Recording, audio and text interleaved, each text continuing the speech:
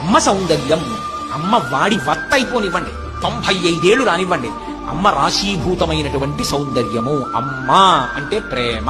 అమ్మ ప్రేమ లాంటి ప్రేమ లోకంలో ఇక ఉండదు. నేను ఈ మాటలు అస్తమానం ఉత్తినే అన్నాను అనుకోకండి. నేను ఈ మాట అన్నప్పుడల్లా నా మనసులో ఎన్నో ఆలోచనలు సుతారంగా నన్ను స్పృశిస్తూనే ఉంటాయి. నేను ఒకప్పుడు నా స్నేహితుడితో కలిసి నా స్నేహితుడి ఇంటికి వెళ్ళా. కోటేశ్వరరావు నువ్వు వస్తే కొంచెం పని అవుతుందయా, ఒక్కసారి రారా అని బతిమాలేడు.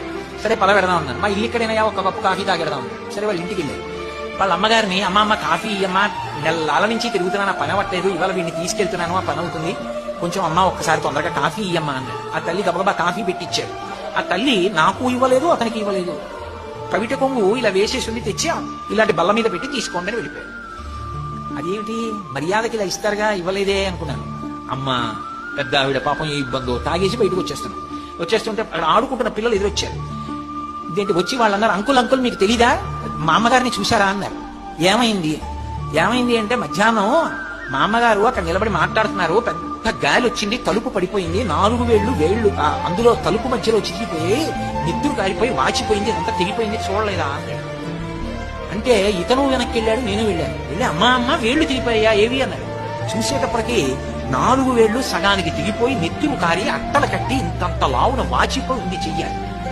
అతను ఆశ్చర్యపోయి అమ్మ కాఫీ ఎలా పెట్టావమ్మా అన్నాడు.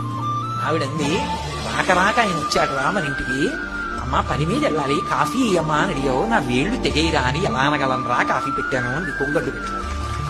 నాకు కళ్ళంబట ఆనంద భాష్పాలు కరే. అమ్మ తప్ప లోకంలో ఎవరలా ప్రవర్తించగలరు? పరమేశ్వరుడు సృష్టించిన తన ప్రతినిధి అమ్మ. అమ్మ అన్న మాట వెనక అంత రాశీభూతమైన ప్రేమ. ప్రపంచంలో దురదృష్టవంతుడు అన్నవాడు ఎవడైనా ఉంటే ఒక్కడే. ఈ జన్మకి అమ్మ అని పిలవడానికి అమ్మ ప్రత్యక్షంగా లేనివాడు, అమ్మ చేతి అన్నం తినలేనివాడు తప్ప.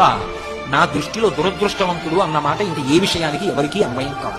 అమ్మతనం అంతా నవ్వులో ఉంటుంది. అమ్మ అమ్మేనండి. అమ్మ అన్న మాటకి అమ్మ నవ్వేమిటండి? అమ్మ కట్టి విప్పేసినటువంటి బట్టలన్నిటితో బొంత కుట్టించుకు పడుకోండి, నిద్ర పట్టేస్తుంది. అమ్మ ఒళ్ళో పడుకున్నట్టు ఉంటుంది. అమ్మకి 95 ఏళ్ళు కానివ్వండి, అమ్మ అంత వృద్ధురాలైపోయినా సరే వెళ్ళి బక్క చిక్కిపోయి పైకొచ్చేసిన మోకాళ్ల మీద తల పెట్టుకుంటే ఆ ఒడిలిపోయిన వేళ్లతో అమ్మ తల నివురుతూ బోసినవ్వు నవ్వుతూ పిల్లాన్ని పలకరిస్తే అమ్మ స్పర్శ చేత కలిగిన ఊరట జన్మలో దేని వల్ల కలుగుతుంది? అమ్మ అమ్మే లోకంలో. ఆ అమ్మ ప్రేమంతా మళ్ళీ ఇంతమంది అమ్మతనం ఆ అమ్మలో ఉంది కదా. ఇంకా అమ్మకు ఒక్క స్వార్థం ఉంటుంది, మా అమ్మ ప్రేమ నా మీదే, ఎదురింటి వాళ్ళ మీద అంత ఉండదు. కానీ ఆ తల్లికి, ఆ బ్రహ్మకి జనని, చీమ దగ్గర నుంచి పర్వతం వరకు ఆవిడ బిడ్డలే. ఎంత ప్రేమ నా తల్లిది. ఆ ప్రేమ అంతా ఆవిడ చిరునవ్వులో కనపడుతుంది.